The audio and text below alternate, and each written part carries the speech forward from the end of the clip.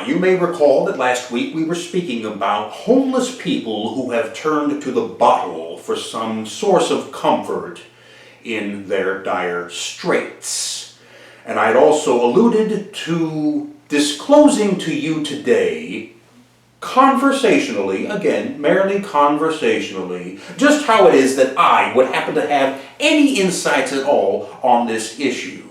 Now, let me clarify that when I speak of homeless people, I am not referring to those individuals, and in some cases, tragically, to entire families who have been domestically, residentially displaced, who for all intents and purposes are physically houseless. Oh, no, no, no.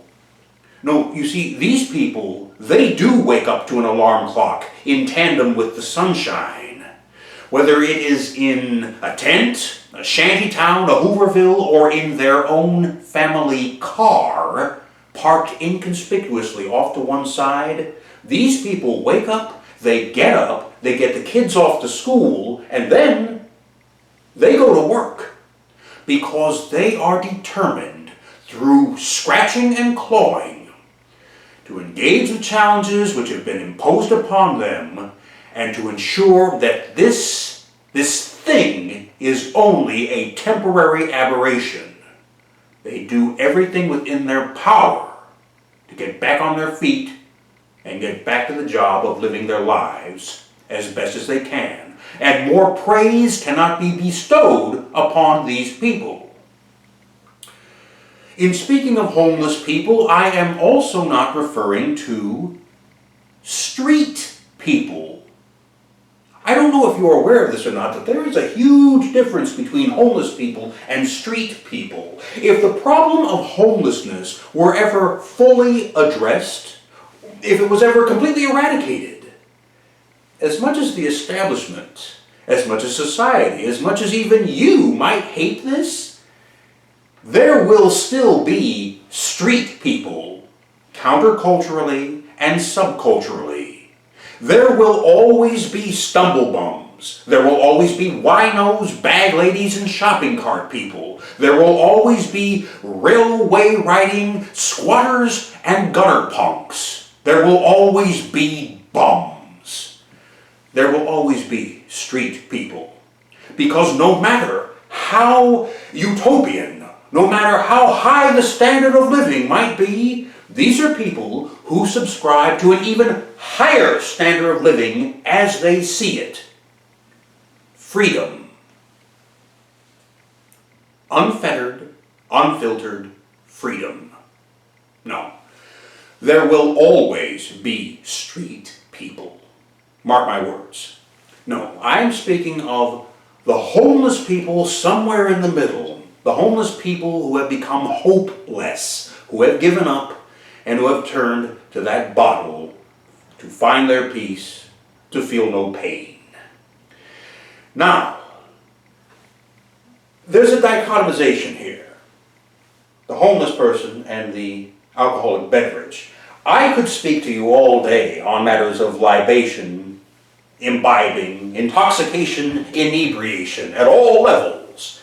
But no, we're mainly going to focus upon the homeless part of this equation.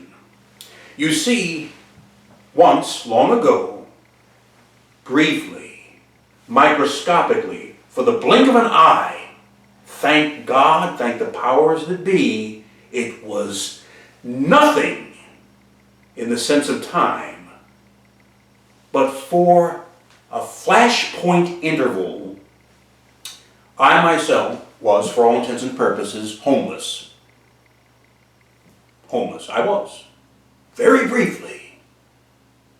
But I tell you what, and it's just as true for me as it would be for any of you, all you need is a taste of what that is like to know and never ever forget. That's how I know. And now I'm going to prove it to you. Because I can hear you saying, yeah, right, you were homeless? Where do you get the gall to go on the air and even make such a claim? Let me reiterate. It was for a hair's breadth of time, but it was just enough. Homeless shelters. Let's start there. How many times have you turned on the television to the news and you see some uppity news reporter shoving a microphone at some homeless guy in Central Park saying, "Hey you, how come you're living out here in this park when there's a brand new fancy homeless shelter that just got opened up the street? John and Jane Q. Public want to know why you are out here when you could be in there. It's a homeless shelter, you're homeless. Where's the disconnect? That's where you're supposed to be." And, do you recall, by and large, if not 100%, the homeless person always said, "I would sooner die of exposure out here than be caught dead in a homeless shelter." Now, mind you, I went back some years. Conditions may well have, and hopefully have, improved over the years. But back then, there was a reason why. As irrational, as inconceivable as it might seem to anyone not in the know, there was a reason why the homeless people were so hell-bent adamant on not setting foot anywhere near a homeless shelter. I found out why. During that little interval, I had the indistinction of staying one night in a homeless shelter.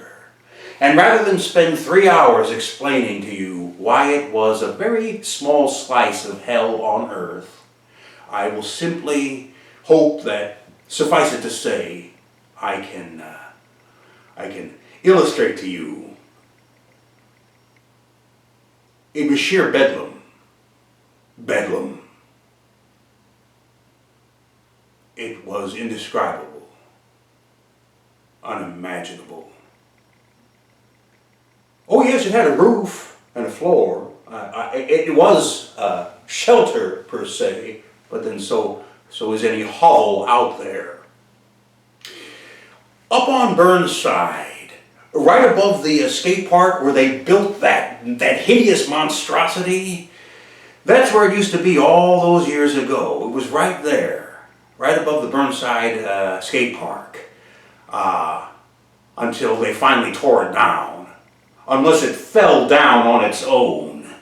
Yes, I remember that. I won't ever forget that. But that's really just one detail in these insights. The truest insight that I wish to give to you today, that I feel compelled to give to you, is something that could apply to everyone I've described so far. To the people who are displaced, who are houseless, to the street people, and to the homeless people. I'm going to prove it to you, and you're going to help me. Every one of you out there who has in fact never been homeless, you don't know what that experience is like, not even a little taste. I want you to tell me what you think it would be like, and I ask you to use, very simply, your senses, your sensibilities and your senses. For instance, what would it feel like to be homeless? What's this, you say? Well, it would feel dirty, gritty, it would feel cold, it would feel hot, it would feel wrong. That's what it would feel like in the tactile sense or in the abstract sense. Very good, very good. Your eyesight, what would it look like? Well, it would look terrible. It would you'd see garbage everywhere, trash cans. You would see depravity and desperation and despair. Again, abstractly, but directly in front of you. That's what you would see. That's what it would look like. Very good. All right. The olfactory senses. What would it smell like? Well, that's easy. It would smell like a garbage dumpster. It would smell like unwashed bodies. It would smell like fecal matter. It would smell like urine. It would smell god-awful. Okay? What would it taste like? What would homelessness taste like? Well, it would taste like dirt, but again, abstractly, it would taste like endless hunger, endless thirst. That's probably what it would taste like. All right, very good, very good. You're doing very well. You've used all those senses. Eyes and the nose, what it would feel like, what it would taste like. I guess we've gone down the whole list. Have we forgotten anything? Oh, well, yeah, there is one more. Oh, but that doesn't make any sense. What does homelessness sound like?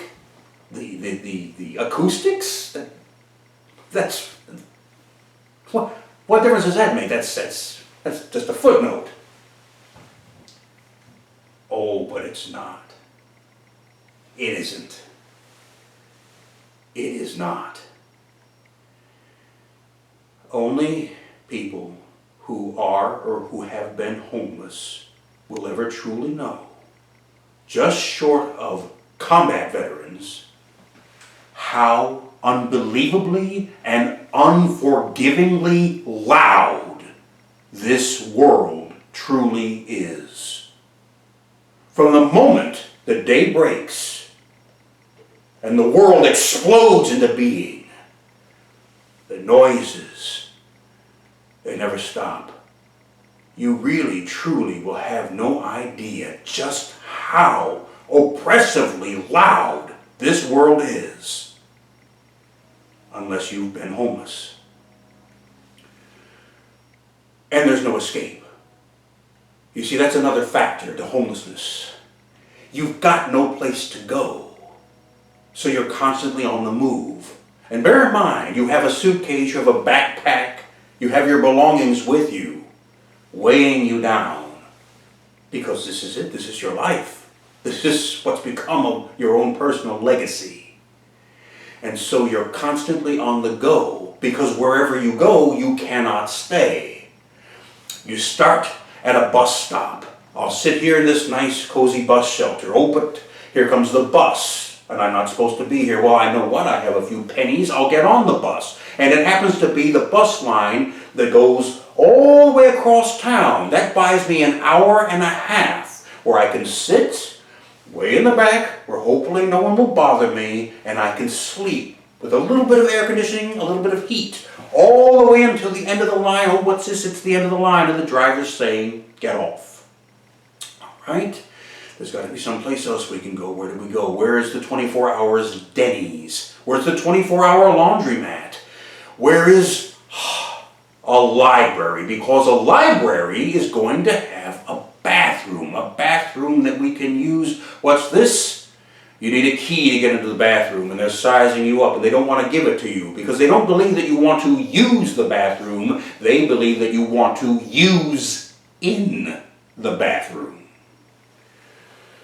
Gotta keep moving, gotta keep going, gotta keep going, gotta keep going. There's got to be some place you can go where you can just rest, and some place where you can escape from that unceasing, unending cacophony that just doesn't stop.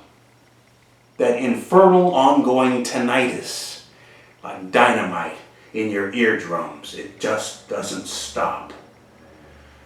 So, your last vestige, the church sanctuary.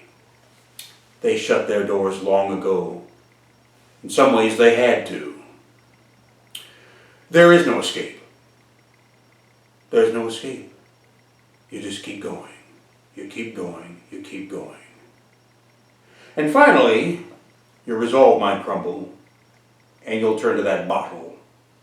And with that bottle in hand, it doesn't matter where you sit down. It could be in the middle of a freeway overpass. It wouldn't matter. Again, I am not attempting to speak excusatorily, to rationalize any of this, to say that it's a good and proper form of mediating escapism. I'm simply explaining to you why.